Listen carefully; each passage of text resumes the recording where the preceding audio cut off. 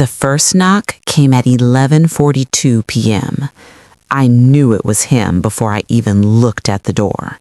There's a certain rhythm to desperation, a hesitation between strikes, not confident enough to sound entitled, not humble enough to sound apologetic, just enough force to remind Hugh he believed he still had the right to enter. I froze in the living room, my heart climbing into my throat. For years, that sound had controlled me. I had opened that door through tears, through anger, through exhaustion so deep I couldn't think clearly anymore. He always came back the same way, voice soft, shoulders slumped, eyes rehearsed into something resembling regret. "I'm sorry," he'd say. "I didn't mean it." And every time I let him in. But tonight, there was something different between us. A deadbolt. 3 of them, actually. The metal felt heavy in my hand when I turned them earlier that afternoon. Each click had echoed louder than I expected, like the house itself was acknowledging what I was finally doing. Another knock. Louder now. "Baby?" His voice came through the door, muffled but familiar. "I know you're in there." My hands started to shake. He sounded calm. That was always the first stage.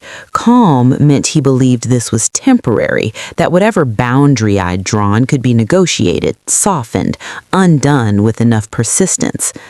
"I just want to talk," he said. Talk.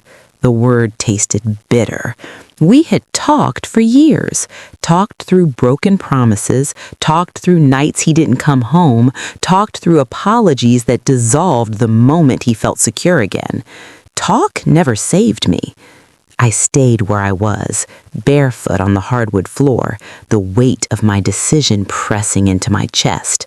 He knocked again, harder. "Don't do this," he said, his voice tightening. "You're being dramatic."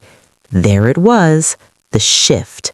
Apology had limits, respect had conditions, and when those failed, he reached for control. I walked slowly toward the door, stopping just short of touching it. My reflection stared back at me from the dark window beside it. My face looked older than I remembered, not weaker, just tired in a way sleep couldn't fix. "I know you hear me," he said, louder now. "Open the door." I didn't answer. For the first time, I let the silence belong to me. Memories flooded in without permission. The first time he raised his voice. The first time he disappeared for days without explanation. The first time I realized I had begun to measure my words carefully, adjusting myself to avoid setting him off. I hadn't noticed how much of myself I'd lost. Not all at once, just piece by piece. "You can't lock me out," he said, anger creeping into the edges of his voice. "This is my house too." The words hit me like a physical force. For years I had believed that. Believed love meant endurance, believed loyalty meant sacrifice, believed survival meant compromise. But standing there now with the locks between us, I understood something I hadn't allowed myself to accept before. Access is not ownership, and love does not require permission to exist safely. He knocked again, louder, demanding. My hands trembled, but my feet stayed rooted to the floor. I didn't open the door, and as his voice rose, echoing through the wood, I realized something terrifying and liberating at the same time. This wasn't just about keeping him out. It was about finally letting myself stay in. And for the first time in years, I wasn't sure what he would do next, but I was absolutely certain what I wouldn't do anymore. The knocking didn't stop. It changed. At first, it had been careful, controlled, the kind of knocking that pretended to respect boundaries while quietly expecting them to dissolve. But when I didn't open the door, the rhythm grew louder, sharper, each strike carrying frustration that no longer bothered to hide itself. "Stop playing games," he said. His voice was closer now, right against the wood, like he was trying to push himself through it. I stood frozen in the hallway, my arms wrapped tightly around myself. My body remembered things my mind tried to forget. The way tension used to fill every room he entered. The way silence could feel like standing on thin ice, waiting for it to crack beneath my feet. "I know you're mad, but this isn't how you handle it." Handle it. Like my pain was an inconvenience. Like my fear was a misunderstanding.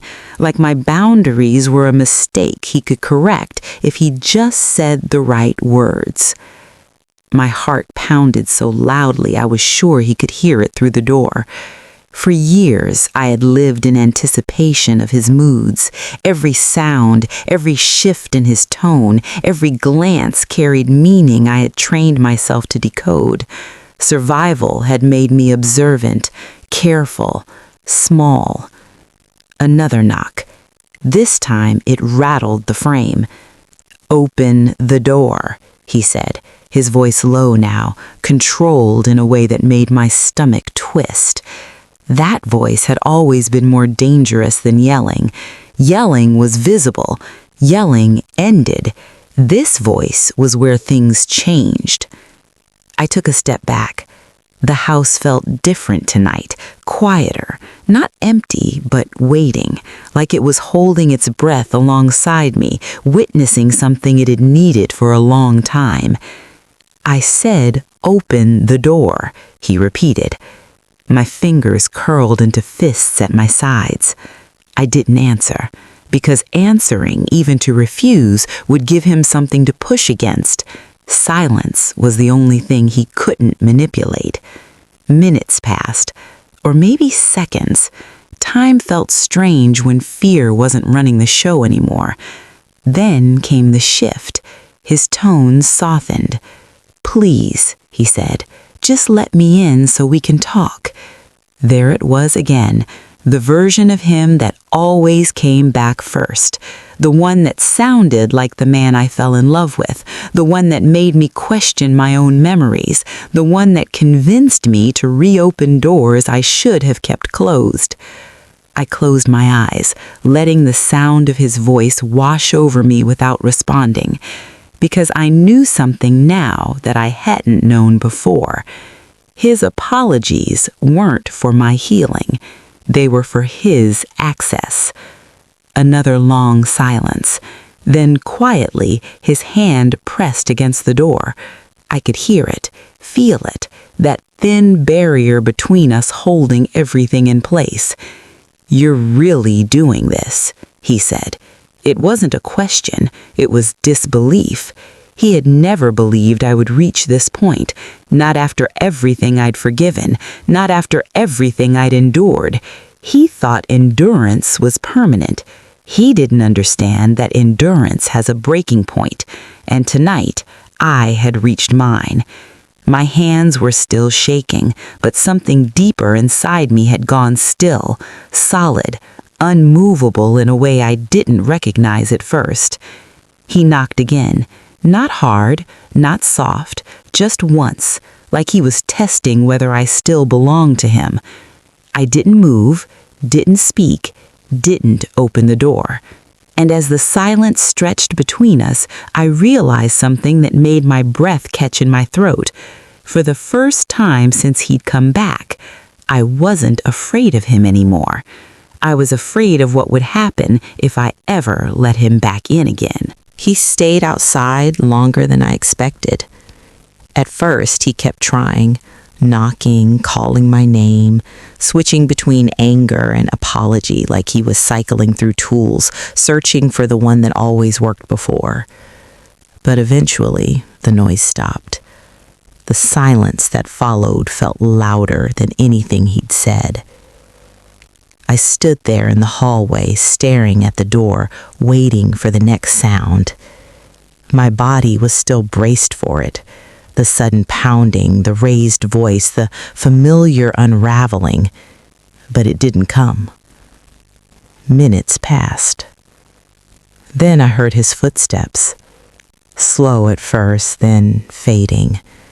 The sound of his car door opening, closing, the engine turning over, and then nothing. He was gone. I didn't realize I was holding my breath until it left me all at once, collapsing out of my chest in a shaky exhale. My knees felt weak, and I leaned against the wall to steady myself. This was new. Usually when he left, it wasn't quiet. It was loud, final in a way that always turned temporary. Doors slammed, words thrown like weapons, promises that he'd never come back, promises he never kept. But tonight, there had been no explosion, just absence. I slid down the wall slowly until I was sitting on the floor, my back against the cool paint. My hands were still trembling, but the fear that had lived inside me for years felt different. Not gone, but no longer in control.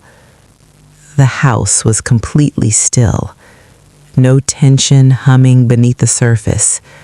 No anticipation coiled in my chest. Just quiet. I looked around, noticing things I hadn't seen in a long time.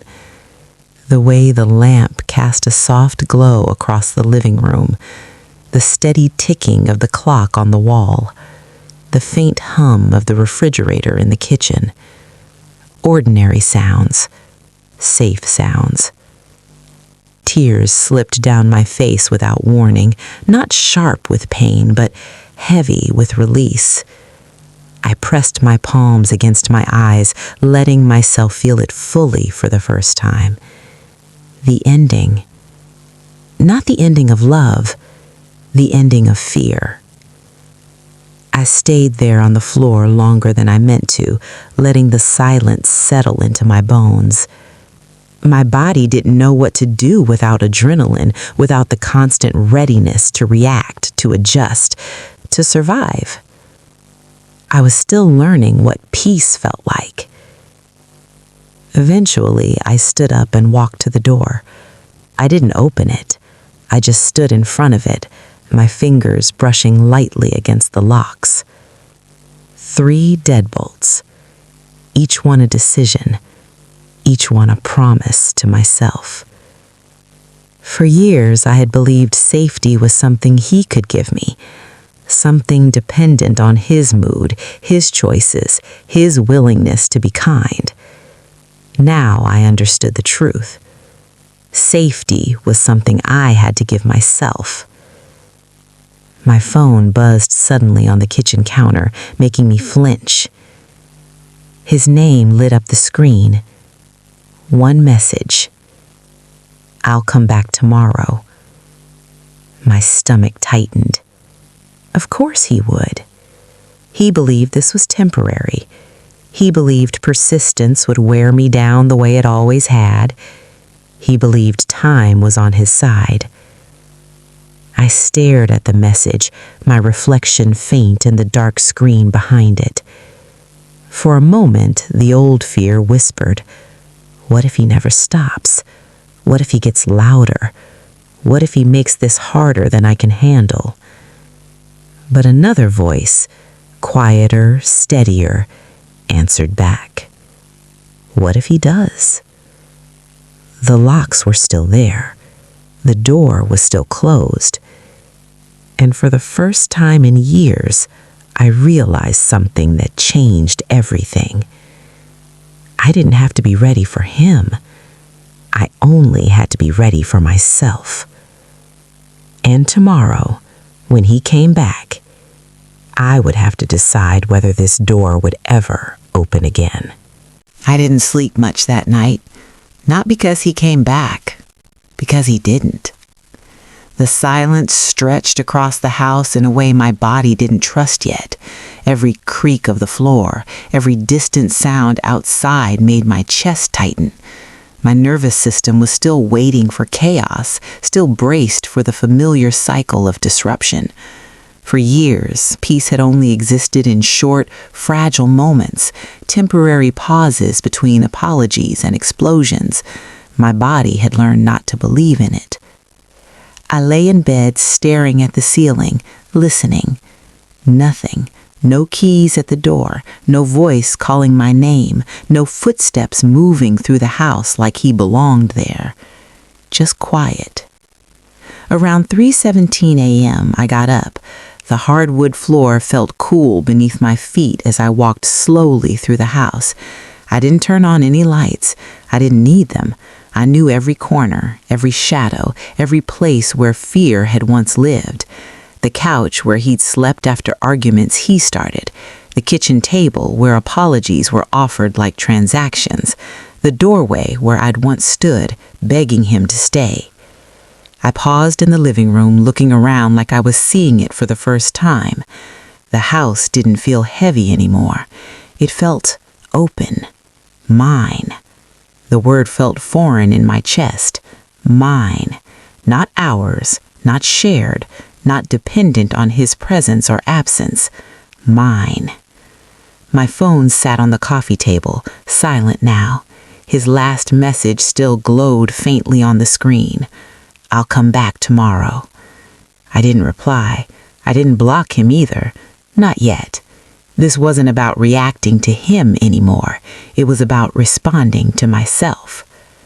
I walked to the front door and rested my hand lightly against the wood, feeling the solid wood beneath my palm. The locks were still secure, unmoved, uncompromised. For years, I had unlocked that door automatically, without thinking, without questioning, because love, I thought, meant access. Now I understood love differently. Love meant safety. Love meant stability. Love meant not having to prepare yourself for emotional survival inside your own home. The house creaked softly as it settled around me, like it was exhaling too. I leaned my forehead against the door and closed my eyes. He would come back. He always did. But something had shifted. Not in him, in me. For the first time, I wasn't waiting for him to change. I had already changed. Morning came slowly. Sunlight slipped through the curtains, soft and unfamiliar.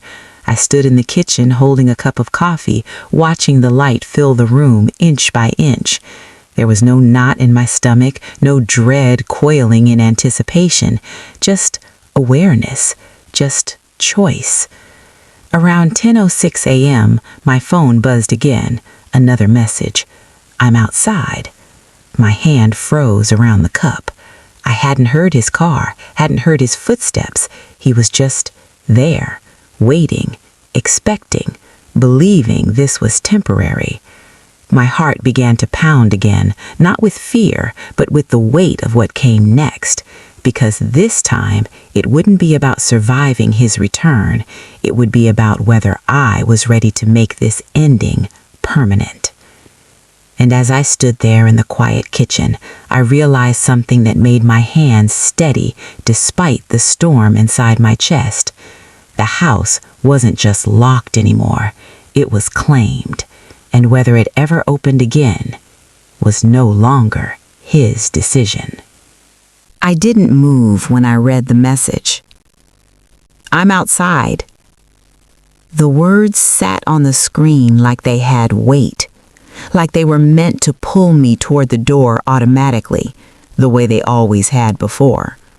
My body remembered the old pattern, the rush to fix things, the instinct to soften, the urge to open the door before he even knocked. But this time, I stayed where I was. The coffee in my hand had gone cold, but I didn't notice. My entire world had narrowed to the quiet space between me and that door, between who I used to be and who I was becoming. He knocked. 3 firm strikes. Not hesitant, not apologetic, certain. He believed the outcome was inevitable. Come on, his voice called through the wood. I know you're in there. I closed my eyes, letting the sound move through me without responding. It was strange how familiar his voice still felt, how easily it could have unraveled me just days ago. But familiarity isn't the same as safety. "I'm not leaving until you open this door," he said. I believed him. Persistence had always been his strategy. He didn't need immediate access. He just needed time, pressure, opportunity. He knocked again, louder. "Stop doing this," he said. "You're making this worse than it needs to be." Worse. Like my boundaries were the problem. Like my silence was an offense. My hands trembled, but my feet didn't move. For years, I had negotiated my own peace to preserve his comfort. I had explained my pain in ways that wouldn't provoke him. I had apologized for reactions that were born from wounds he created. I had learned to disappear in plain sight. Not today. He knocked again, harder. "This is my house, too," he said. The words landed differently now. They used to carry authority, ownership, control. Now they sounded like disbelief. Like he couldn't understand how something he had always accessed freely was suddenly closed to him. I walked slowly toward the door, stopping just behind it, close enough to hear his breathing, close enough to feel the tension radiating through the barrier between us, but I didn't reach for the lock. "I know you hear me," he said, quieter now, more dangerous. Silence answered him, because silence wasn't weakness anymore. It was protection. Minutes passed. Then came the shift. His voice softened. "Please," he said, "just let me talk to you." I leaned my forehead against the door, my eyes closing. I'd heard that word so many times before. Please. It always came before the promises, before the apologies, before the cycle reset itself. But I understood something now that I hadn't understood then. He wasn't asking for forgiveness. He was asking for access. And access was something I no longer owed him. He knocked once more, then stopped. The quiet that followed was heavier than anything he'd said. "I'll wait," he said finally. I believed him. He had always believed I would eventually open the door, because I always had, until now. And as I stood there, separated from him by wood and metal and choice, I realized something that made my hands stop shaking. This wasn't about convincing him it was over. It was about convincing myself that I deserved it to be. And for the first time in years, I didn't feel like I was abandoning him. I felt like I was finally saving myself. He waited longer than I expected. At first, I stood just behind the door, listening to the quiet rise and fall of his breathing on the other side. The familiarity of it made my chest tighten. For years, that sound had been part of my life, woven into my mornings, my nights, my moments of calm and chaos alike. But now, it was separate from me. And that separation was everything. After a while, I heard him shift his weight. His shoes scraped lightly against the porch. "You're really not going to open it," he said. It wasn't angry. It wasn't pleading. It was confused, like he had just discovered a rule had changed without his permission. I didn't answer. I stayed where I was, my hand resting against the wall beside the door, grounding myself in the reality of what I was doing. For years, he had relied on my empathy as a weakness. He knew how deeply I cared, how much I valued peace, how easily I put his needs before my own. He knew I hated confrontation. He knew I hated finality. But what he never understood was that empathy has limits, and once those limits are reached, something else takes its place: clarity. He knocked again, softer this time.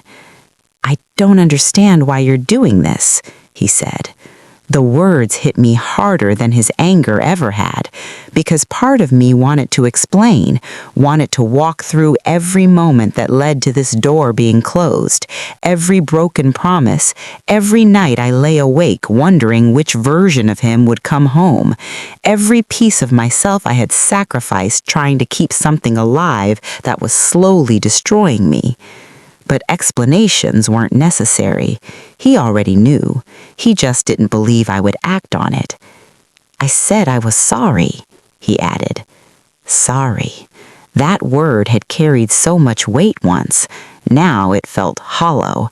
Not because apologies didn't matter, but because apologies without change were just delays. I stepped back from the door, not out of fear, out of choice. I walked into the bedroom slowly, my heart still pounding, and opened the closet. His clothes hung exactly where he'd left them: jackets, shirts, shoes lined neatly on the floor. For years, those things had symbolized permanence. Now they symbolized something else, an ending that hadn't fully happened yet. I reached up and touched one of his jackets, the fabric familiar beneath my fingers. Memories flickered through my mind, good ones, painful ones, everything in between. This hadn't always been broken. That was the hardest part. But broken things don't fix themselves just because you remember when they worked. From the front of the house, I heard his voice again. "I'm not leaving," he said. His words carried through the quiet rooms, filling spaces that were no longer his. My hands stopped trembling, because for the first time I understood something with complete certainty. He didn't have to leave for this to be over. I just had to stop letting him back in. I pulled the jacket off the hanger and laid it carefully on the bed, then another, and another. My movements were slow, intentional, not angry, not rushed, just final. Because this wasn't about punishing him, it was about reclaiming myself. And as I stood there in the bedroom, surrounded by the life we had built and the truth I could no longer ignore, I realized what needed to happen next. He wasn't coming back inside. Not today, not tomorrow, not ever again. And I was finally ready to make sure of it. I folded his jacket carefully, not because he deserved gentleness, because I did. Every movement I made was deliberate, steady, controlled in a way my life hadn't been for years. I laid the jacket flat across the bed, smoothing the sleeves like I was handling something fragile, even though what it represented had been anything but. Outside, he was still there. I could hear him shifting his weight, pacing occasionally.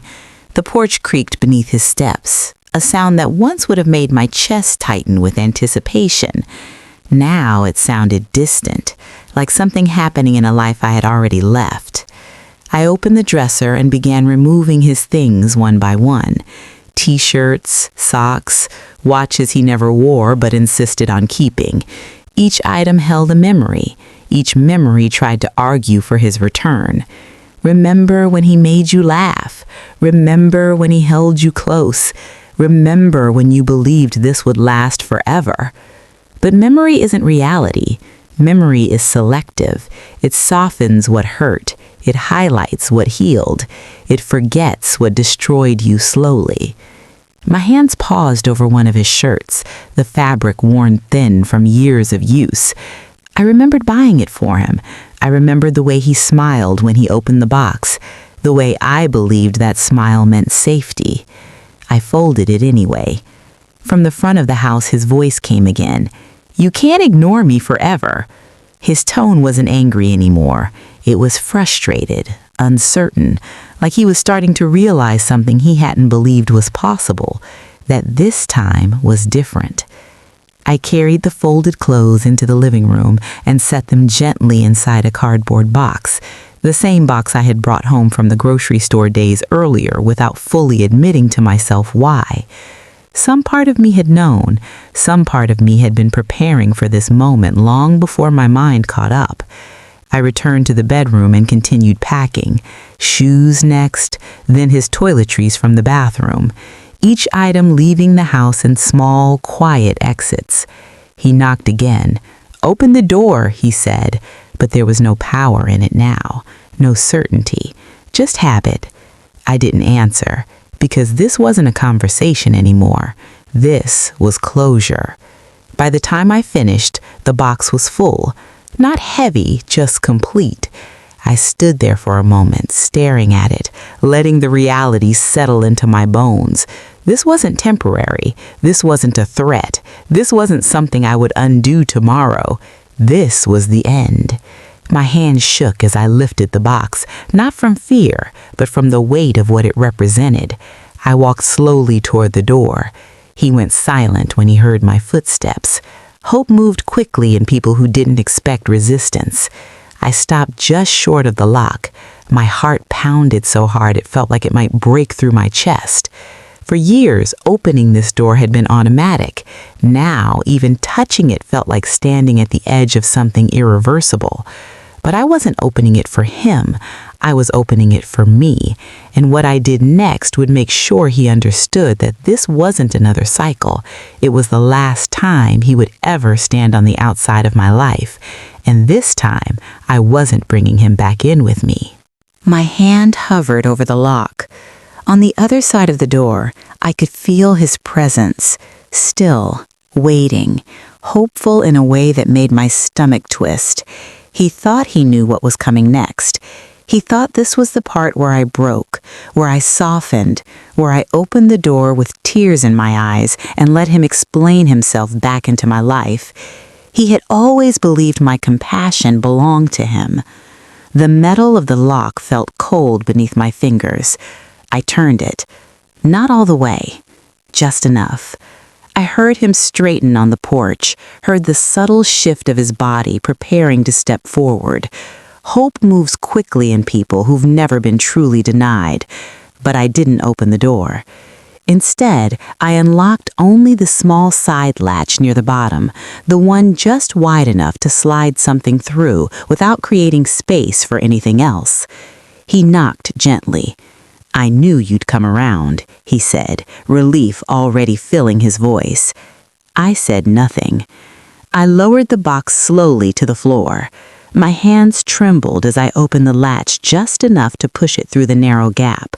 The cardboard scraped softly against the wood as it passed from my space into his. He went quiet, completely quiet. I closed the latch again immediately, sealing the barrier before he could speak. For a moment, there was nothing but silence between us. Then, softly, his voice came through. "What is this?" His tone had changed. Confusion, disbelief. I didn't answer. He didn't need me to. I could hear him kneel, the faint sound of tape shifting as he opened the box, the rustle of fabric, the recognition settling in piece by piece. "These are my things," he said. It wasn't a question. I leaned my forehead against the door, my eyes closing. "Yes," I whispered. My voice was barely audible, but it was enough. The silence that followed stretched longer than anything before it. He wasn't knocking anymore, wasn't demanding, wasn't apologizing. He was understanding. "You're serious," he said finally. I didn't answer, because seriousness wasn't something I needed to explain. He stood up slowly. I could hear it in the way the porch creaked beneath him. "You're really ending this," he said. There was no anger now, just realization, and realization is louder than shouting. My heart pounded, but my hands were steady. I didn't unlock the door, didn't open it, didn't give him access to my face, my expression, my hesitation. He stayed there for another minute, then two, then longer, like he was waiting for me to change my mind. I didn't. Eventually, he spoke again. "You'll regret this," he said. The words were quieter than before, but they carried the familiar shape of control, the final attempt to plant doubt where certainty had begun to grow. But doubt didn't take root this time, because regret had lived with me for years already, and it had taught me exactly what I needed to do. His footsteps moved slowly across the porch. The box shifted as he picked it up. The sound of his car door opening echoed faintly, then closing. The engine started, and for the first time since he'd come back, he didn't knock again. I stood there in the silence he left behind, my hand resting against the door, feeling something I hadn't felt in longer than I could remember. Safety. Not borrowed, not temporary, mine. And as his car disappeared from my driveway, I realized something that made my breath catch in my throat. This wasn't just the end of him, it was the beginning of me. I didn't move right away. Even after I heard his car disappear down the street, even after the sound of the engine faded completely, I stayed where I was. My hand rested against the door like I needed to confirm it was still there, still closed, still mine. The silence felt different now. Not tense, not waiting, settled. For years, silence had always meant something was about to happen, a buildup, a warning, the fragile space between his moods. But this silence didn't carry threat, it carried permission. Permission to breathe. My legs felt weak as I stepped back from the door, my body slowly releasing tension it had held for longer than I realized. I walked into the living room and sat down on the couch, my hands resting in my lap, unsure what to do with their freedom. There was no message waiting for me, no apology lighting up my phone, no demand, just quiet. I leaned back against the cushions and closed my eyes, listening to the ordinary sounds of the house. The refrigerator humming, the clock ticking, my own breathing steady and calm. I hadn't noticed how loud fear was until it was gone. Tears slipped down my temples into my hair, silent and steady, not the kind that came from pain, but from release, from the understanding that something permanent had shifted inside me. He wasn't coming back, not like before. Even if he tried, the door would still be locked, not because of the metal, because of me. I stood up slowly and walked back to the front door, looking at it differently now. It wasn't a barrier, it was protection. It wasn't something keeping me trapped, it was something keeping me safe. I reached up and touched the locks again, feeling their weight, their certainty. 3 deadbolts, 3 decisions, 3 promises I had made to myself. Outside, the porch was empty. The space where he had stood for so many hours looked smaller now, less important, like something that belonged to a life I no longer lived. I turned away from the door and walked through the house, noticing things I hadn't seen clearly in years. The sunlight coming through the windows, the way the air moved freely without tension clinging to it.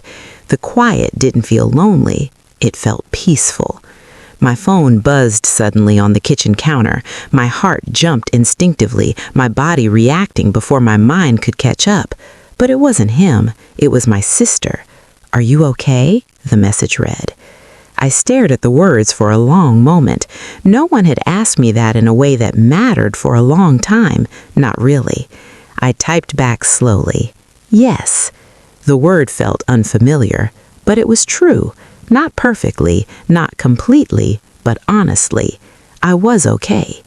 For the first time in years, I wasn't waiting for him to come back. I wasn't bracing for his return. I wasn't preparing myself to forgive something that hadn't changed. I was just here, present, safe. And as the sunlight filled the kitchen and settled across the floor, I realized something that made my chest feel lighter than it had in years. The door wasn't just locked, the cycle was. And this time, there was no key waiting for him on the other side. That night, I slept. Not the kind of sleep that comes from exhaustion, where your body shuts down because it has no other choice. Not the kind of sleep filled with tension, where every sound pulls you halfway back into consciousness. Real sleep. The kind where your body finally believes it's safe. I didn't realize how unfamiliar that feeling had become until I woke up the next morning and noticed what wasn't there. No knot in my stomach, no racing thoughts, no immediate scan of the room to assess emotional danger, just stillness. I lay there for a moment, staring at the ceiling, letting the quiet settle into my bones. The sunlight poured gently through the curtains, warm and steady, touching parts of the room that had spent years living in shadow. For so long, mornings had been about anticipation. What mood would he be in? What version of him would I face today? What version of myself would I need to become to survive it? Now, there was no one to anticipate. Just me. The realization felt both freeing and unfamiliar. I sat up slowly, my feet touching the floor, grounding myself in the reality I had created. The house was exactly as I left it. Nothing moved, nothing shifted, nothing demanded anything from me. It was mine. Not because he was gone, because I had chosen myself. I walked into the kitchen and poured coffee, the simple routine feeling different now. Every movement belonged to me, every decision, every breath. I glanced at my phone on the counter. Still nothing from him. That silence spoke louder than any message ever could. For years, his absence had always been temporary, always followed by a return, always accompanied by apologies or anger or both. This silence felt different. It felt final. I stepped toward the front door and stood in front of it again, not out of fear, but out of reflection.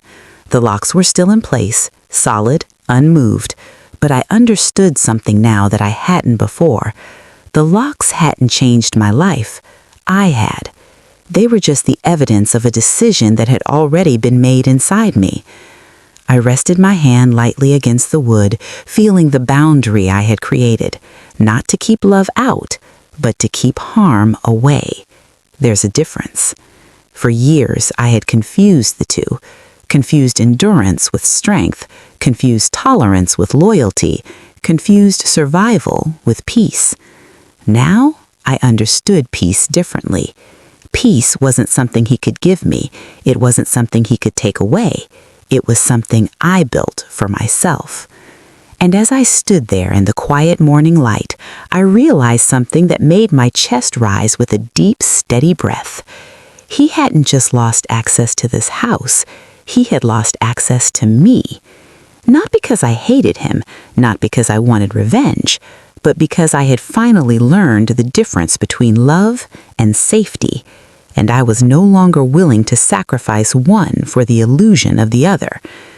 But even as that certainty settled inside me, I knew there was still one final step I needed to take, not for him, for me.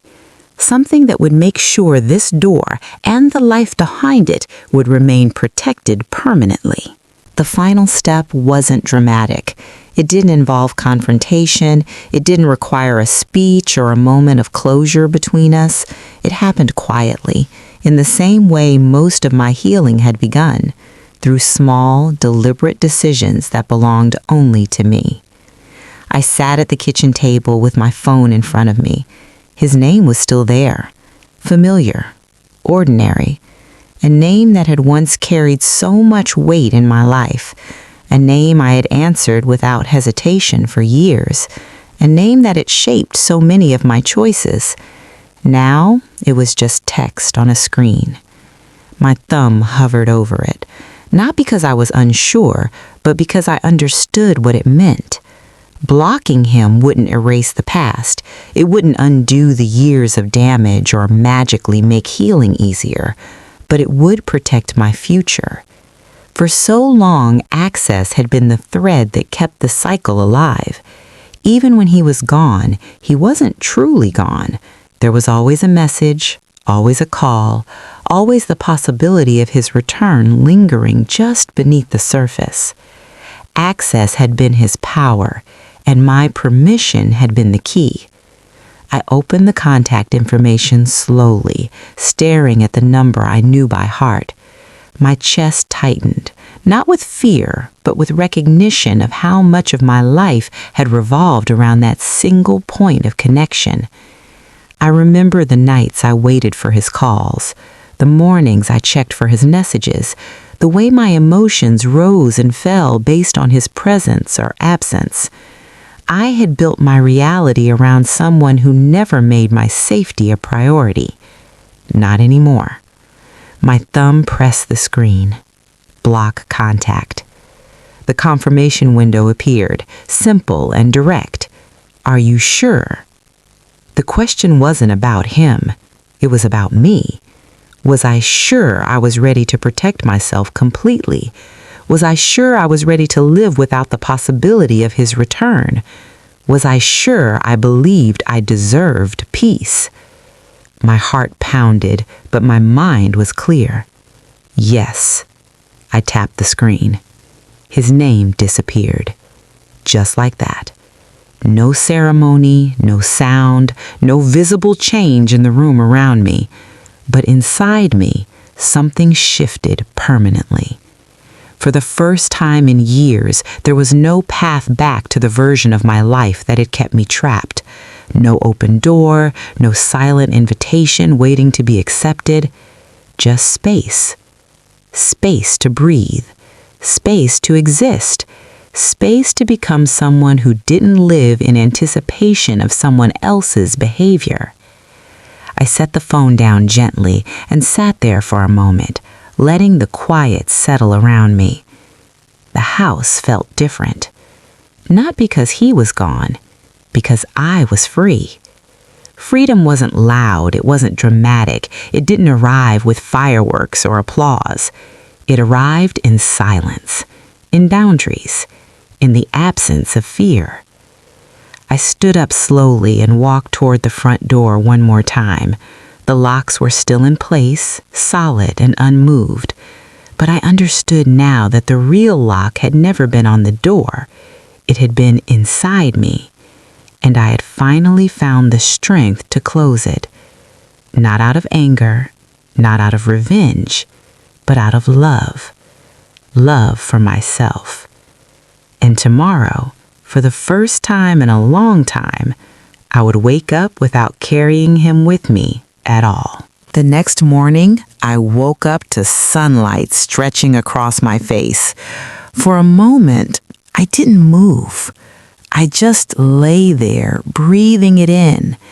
There was no heaviness in my chest, no immediate rush of anxiety pulling me into awareness, no mental checklist of emotional precautions. Just quiet, just presence, just me. I sat up slowly, the sheets falling softly around me, and listened. Nothing.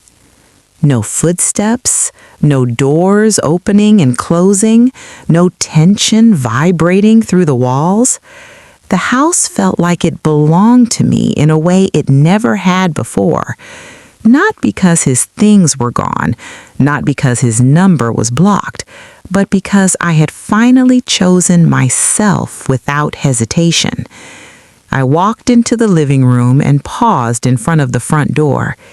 It looked the same, plain, solid, ordinary. But I wasn't the same woman who had once stood on the other side of it, unlocking it out of habit, out of hope, out of fear of being alone. That version of me had believed survival meant endurance. She believed love meant sacrifice. She believed peace meant waiting for chaos to pass instead of preventing it from entering. I touched the lock gently, not to check it, but to honor what it represented. Choice, not his choice, mine. For years, I had lived in reaction to him, his moods, his apologies, his absence, his return. My life had been shaped around the unpredictable gravity of his presence. Now, there was only my own center, my own voice, my own safety. I walked to the window and looked outside at the quiet street. People passed by without knowing what had happened here, without knowing the battles fought silently behind these walls, without knowing how much strength it had taken to close a door most people never questioned. That was the strange thing about healing. From the outside, it looks like nothing changed, but inside, everything does. I didn't hate him. I didn't wish him harm. I simply didn't belong to that version of my life anymore. Healing hadn't come all at once. It hadn't arrived the moment I turned the locks or slid his belongings outside. It came slowly, in quiet realizations, in moments where I chose peace over familiarity, in boundaries that protected me instead of punishing him. The day I locked the door wasn't the end of my story. It was the beginning of my life. That night, I slept without fear, without waiting, without wondering. And in that quiet, I discovered something I had been searching for all along. Not love from someone else, but safety within myself. If you learned something new from my life story, please like this video, subscribe to join our community for more stories like mine, and comment down below where you're watching this video from. I'd truly love to know.